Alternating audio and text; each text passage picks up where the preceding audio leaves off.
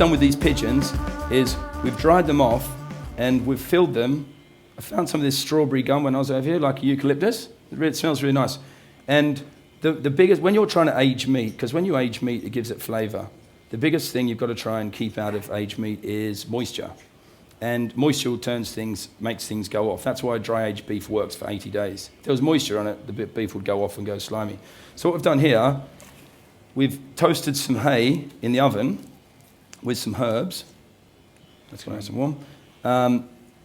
And it's nice and dry. So when we've wrapped it up, I did this about 6 or 7 days ago, and as the moisture comes out of the pigeon, it gets absorbed by the hay. So that hay is quite moist now. It was really bone dry when I put it in there. It could work really well with duck also. You could keep a duck for 3 weeks, looked after properly, because if you keep changing the hay and look after it, and it imparts a really nice sort of smoky flavour to the bird. So I'm going to cook that off, lightly cook that off, or Jake can actually do that. So a little bit of oil in there. And what we're going to do, we're going to look for nice, medium rare sort of cuisson. And what you want to do when you cook it, you want to also try and get some heat down into the cavity of the bird so it cooks on the inside as well. And not too hot in the oven, we'll lightly seal this off. While that pigeon's cooking there, I'm going to talk you through the garnish. We've got a puree which I made yesterday with some of these blood plums.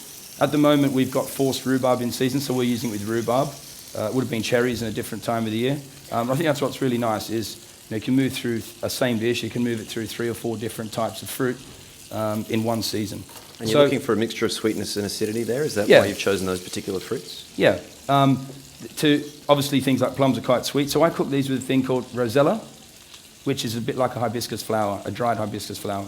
So we would cook the puree cherries, we might put a bit of balsamic in them, and the plums, the hibiscus powder, and just to sort of get it balanced up. So I've got a puree there of these blood plums, and it's got some rosella in it. Then I'm just going to take off. See, they're absolutely lovely, these little plums.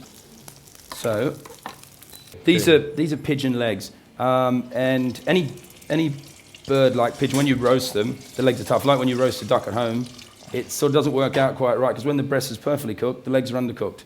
So what we do with the restaurant, we take the legs off all of our game birds and we cook them in the oven overnight with a little bit of duck fat on them. Then we take out the thigh bone, so they're easy to eat, and we press them like that. And we're going to crisp them in the skin, crisp them in a pan. It's got lovely crispy skin to order. And these are the little wings off the pigeons as well, which we've taken the bones out. Yep. Okay, so this dish, red leaves and vegetables. We've also got a few radicchio leaves. And we're going to cook them in the pan, and we're going to season them with dry sherry and a little bit of orange juice. And the orange goes particularly well with game, and also goes really good with the plums and the red leaves. These are little beetroots, and we've cooked them just by baking them in the oven. So these have just been wrapped up in some foil and baked about sort of small beetroots an hour or so, and then let them cool down completely, peel them, leave the skins on them, peel them, and then I put a little bit of that hibiscus in there as well, with some little onions that I've just boiled. So a little bit of sherry in there like that, and then just cook your vegetables down. Now you don't need to cook these too much. Because they're bitter, and you're putting sweetness from the orange juice, you don't want much salt, sorry. If you put too much salt in something and you've got sweetness from orange juice, it doesn't sort of work. And we've got some beetroot that we've just sliced, dusted with a little bit of flour, and deep fried it till it's crunchy. We're going to use that on the end as well. Okay, so that's all it needs really, the radicchio and the endive, just a little quick saute that. The vegetables are hot now, the beetroots and the onions, and these legs, in there. See, you can cook them like that, and you're looking for them to go nice and golden brown and crispy like that. And I think they eat so much better than just roasting and taking them off the bone. Put that there. Okay, so I'm going to start plating this. I think get the pigeon out now, Jake. Yep. Otherwise, we'll get behind him. Okay, now put it down on the stove there. Now, when we've cooked it, we've cooked it on the really heavy side there of the pigeon. We've cooked it that side down. Now, if you're roasting a chicken or a duck, and you just put it straight in the oven like that, very often, as we all probably know, around the edge there, you get a very dried out tip on the top of the duck or chicken, or in this case, pigeon. Now, when you're cooking it off, I just saw Jake seen it before, you're going to try to seal up all the big bits, all the thick parts of the meat around the wing, and try and get it to evenly cook like that. So that's why we just, every 2 minutes you just turn it around, and then it's a good, nice little idea just to get a little bit of the juice off the pigeon there. Now, we've got pigeon fat coming out of this pan from sealing off the pigeon. I know it had a bit of oil to start with, but that's lovely in the sauce as well. Ideally, I would like to let that sit and rest for maybe about 5 or 6 minutes. So if it's taking 5 or 6 minutes in the oven, you probably want to rest it for as long as well. So the temperature goes back down onto the bone. So we put a few little dots of this on the plate, the plum puree with the rosella in it. And then we're going to take a little bit of this powder, put it over the top. It's quite nice and acidic, that. And then with the vegetables, we'll put these ones down first. Little red leaves with the orange juice on them and the sherry. Now, I think food should look nice as well. I don't think it's all just, I think it should look nice. If you eat something and you think someone's taken a lot of care and effort into your dish, I think it's nice. Okay, so a couple of little bits of beetroot like that.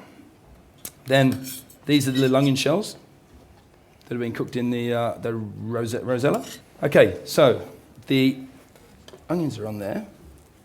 This is actually not made from pigeon livers, because you can't get them in this country, but we normally make this out of pigeon livers. And it's a pate. Normally I'd use a pigeon livers, but in this case we're just using chicken livers. So I'll put a little bit like that.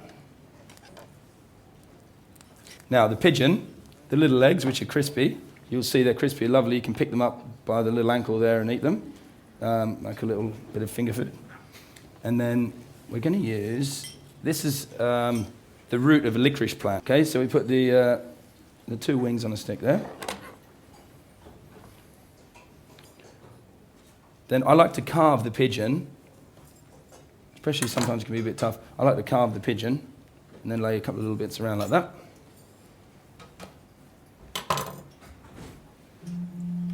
Okay, so I'm just going to mix a little bit of thyme to that, and then I'm going to just pour a little bit of juice out of the pigeon pan into there like that.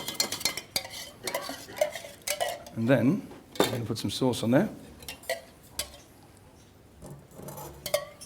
A little bit over the meat.